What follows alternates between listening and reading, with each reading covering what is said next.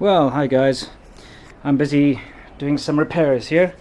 As you can see, the instrument cluster, after that little fall that I took, remember I crashed the bike a while ago, just before my last trip. It wasn't major, but I broke this, damaged the headlight, and a couple of other things. You can see the scrapes here. I'm gonna replace this eventually. Anyway, I just bought a new instrument cluster housing, so I'm going to be taking this one apart and replacing it. I thought you guys might be interested to see how that all works. So yeah, I'm just busy taking it off the bike. Had to take the headlight, or loosen the headlight. Now I'm going to take all the wiring out. Always remember to label, or at least take a photo so you know where all the wires go when you put everything back together. Okay, so let me get on with it. Now I would like to point out that all this damage is not just from the crash. It was actually damaged beforehand, you know, like this. Well, that piece of crap that just fell off, that was epoxied on before, and you know, it was in bad shape in the first place. So I'm actually really happy that I'm getting the opportunity to replace the whole thing. I'll show you the new clusters inside.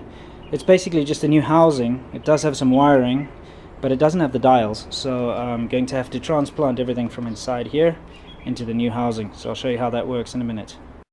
Well, here's the new, get it out, the new instrument cluster, well, the outer shell anyway. Hang on, try and unpackage this thing. There we go, nice and shiny here. Nice shiny chrome bits. Fantastic, nice and new. Let's get all this nonsense off, don't need it right now. Okay. There we are.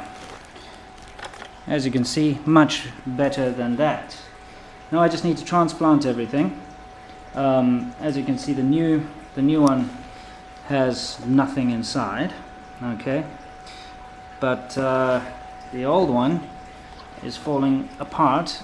It has the dials. I'm going to just move all of those across. Okay, let me get to it then, and you can see what it's like.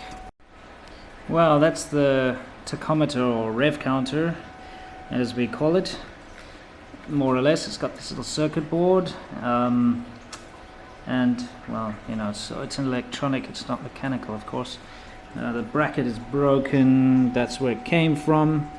That's the oil light and the temperature light, which is all linked up to this board. As you can see, the new cluster has that built in, which is nice, so I don't need to pull that across. I'll just use the one that's in there. Okay, so that's that. Fuel, here's the fuel gauge, which is you know, also electronic. It's just basically got a resistor and a copper coil in there. Gonna have to pull that out.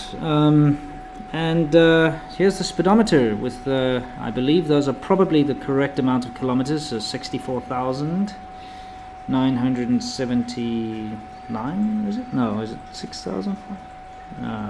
Yeah, no, it says that's wrong. That's definitely wrong.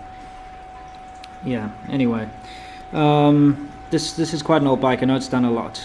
Yeah, anyway, so this is going to come out. I believe this is an original dial, this one too, which is nice. I think the housing may have been changed in the past, it's possible, but you know, this is China, you never know what you're going to find. But the dials are definitely originals, which is a good thing. Okay, so let me get cracking putting these into the new housing then. Well, I thought you guys might be interested in the speedometer. It's mechanical. It's not yeah, see, it's actually a little damaged, isn't it? Anyway, it's mechanical, not electronic. So basically this little thing turns around, and you know, dodgy used car salesmen, what they do is they just disconnect this thing and set the numbers back on the odometer on all the cars anyway. Okay, so that's that. I'm gonna see what I can do about fixing that spring.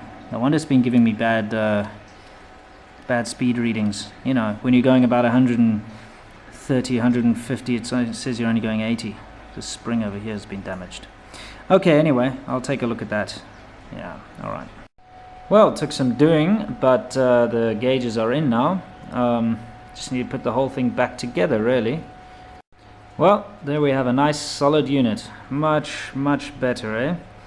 I stuck that little S in there. just because I had some spare decals, and this is my bike, supposedly a version S. Well, it might be. It's a possibility it's not. It's either a 95 or a 96 model. I'm actually not entirely sure anymore. The 96 model is the version S. Anyway, it doesn't matter. It still looks cool. And now it's all nice and new and shiny.